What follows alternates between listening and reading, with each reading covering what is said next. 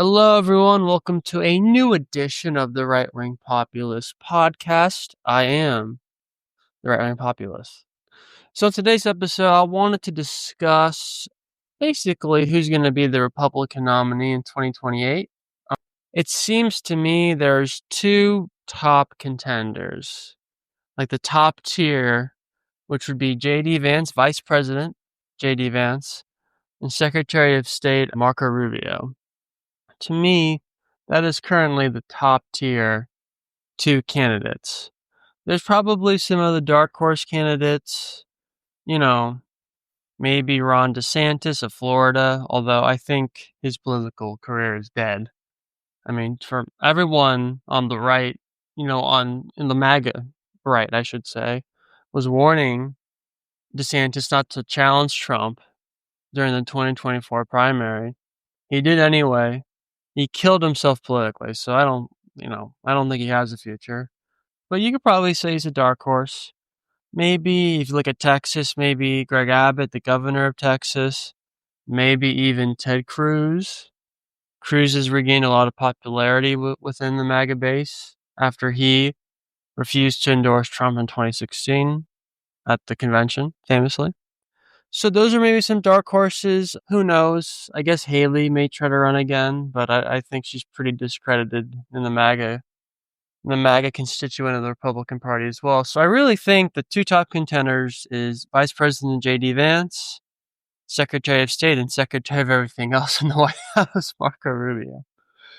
And what's interesting about Rubio is Trump really seems to like him. I mean, just the other day at the UFC event, Trump was taking pictures with Rubio, and he was like hugging him. He was practically kissing him. I mean, it was like he was showing so much love towards Rubio, which is so kind of weird, like to someone like me who, paid super close attention to the 2016 primaries and saw how Trump and Rubio went at each other. Rubio made fun of Trump for having small hands, and then he suggested that people who have small hands also have small, what. And then at the debate, Trump said, no, he actually has a very big penis. That's basically what he said. If you don't believe me, look it up. There's clips on YouTube. So, but now to go from that to now seeing, Trump them practically making out with each other at UFC fighting events, it's just kind of bizarre. So, and the reason I want to talk about this because I think this is actually really important because whoever wins the primary between Vance and Rubio, that's going to, I think, determine really the future of MAGA. Because while Rubio has done a very good job of reorienting himself in a MAGA direction, I mean, I know people who really like Rubio now. I mean, I've talked to friends and family who would prefer Rubio be the nominee than over Vance in 2028, and Vance is the VP. And I don't agree. I'm a JD Vance guy. I think JD Vance should be the nominee in 2028, and I actually think it's very important. Because the reality is, while Rubio has done a very good job of getting back into the good graces of MAGA, using the rhetoric of MAGA, deep down, I think Rubio is still fundamentally an establishment neocon. After Jeb Bush, fizzled out in 2016, after Trump mocked him a trillion times, Rubio was the establishment fallback guy. That's who Rubio was. The establishment loved Rubio. Even when Rubio got appointed Secretary of State, I don't think a single Democrat voted against him in the Senate when he was approved. Why do you think that is? He's an establishment guy. He always has been, and that's okay. But he was, he came through, the traditional way Republicans did in the past. He used to be very super hawkish on foreign policy. Believer, and he defended, at least in part, Bush's decision to go into Iraq. He's defended the Afghanistan war in the past. This is who Rubio is. While as Vance, he's a populist. Vance is he's someone, in some ways, he's more populist than Trump, if you can believe it. I mean, he's probably more isolationist than Trump. I mean, that's why there was so much friction between Vance and Zelensky during that famous meeting, because if Vance was the president right now, I'll be honest, we probably would have already stopped funding. We would have completely pulled out of Ukraine at this point. Trump wants to make a deal because Trump likes making deals and taking credit for deals, and I understand that, and I hope eventually it works out. I mean, it's taking a little while, Trump.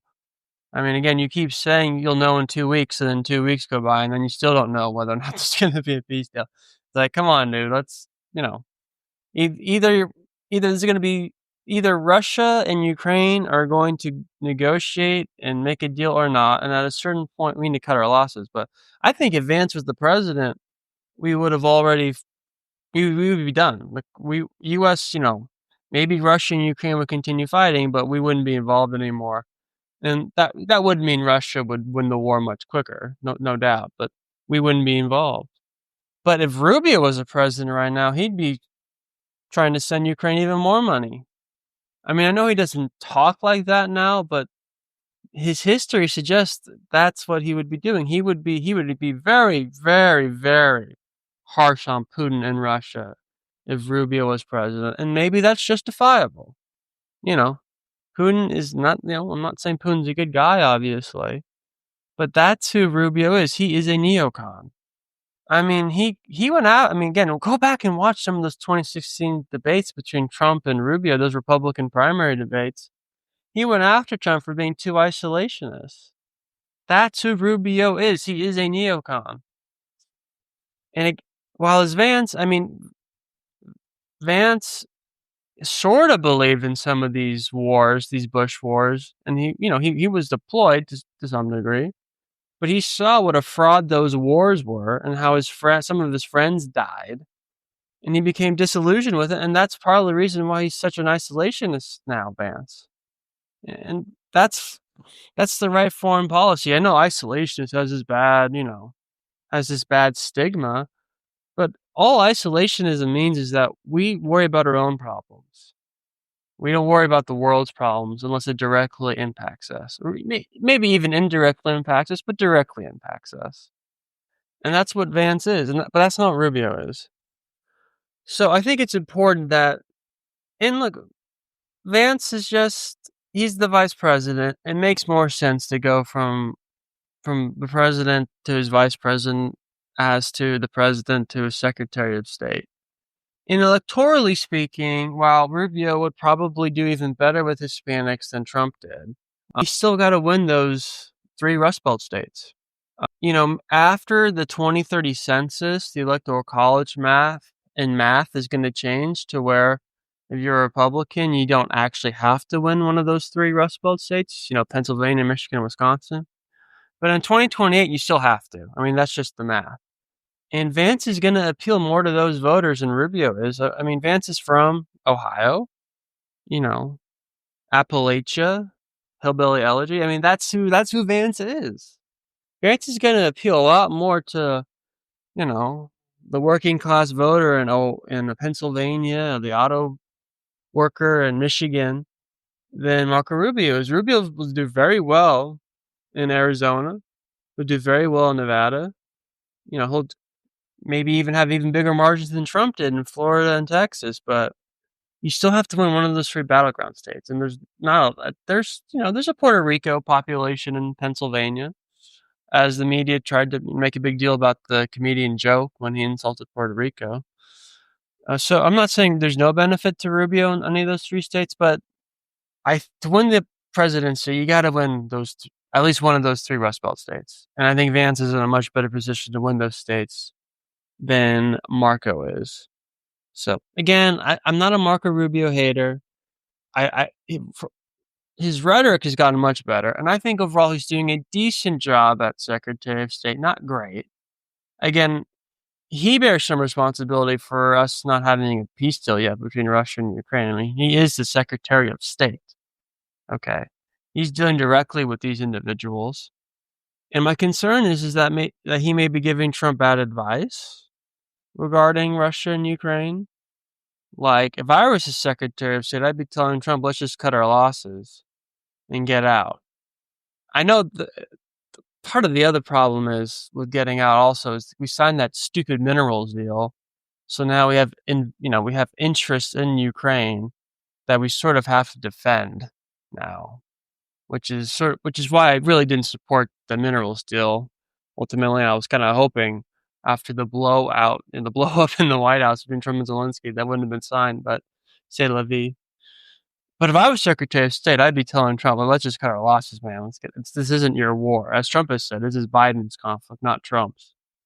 But I think Rubio deep down wants to keep funding Ukraine because at the end of the day, he's a neocon globalist. And Ukraine's a proxy for the United States, and that's why the globalists want to keep funding Ukraine to try to weaken Russia. They don't care about the Ukrainian people, the globalists. They just care about weakening Russia. And I think at the end of the day, that's what Rubio really is. Unlike Trump, when Trump says he wants to end the dying in this war, I don't think deep down Rubio really cares about that. I think he cares about the geopolitics of it by just weakening Russia. While as Vance, as someone who is a Marine, who served, I think he gets it. And that's why he's a real isolationist. And that's why he should be the nominee in 2028. So I think that's what we need to look out for between those two. I think those are the top two candidates. I think if you're a MAGA person, Vance is your guy. I think if you're it's still a neocon, traditional, quote unquote, conservative, they'll probably be more likely to support Rubio, but Vance is the guy, and not little Marco. It's Vance. Anyway, that's it for today. I'll be back tomorrow. Please subscribe to the podcast, available on YouTube, Spotify, Apple Podcasts, wherever you can get your podcasts. Subscribe to the website. New content coming there every day. Again, have a good rest of your day, everyone. I will see you tomorrow. Bye-bye.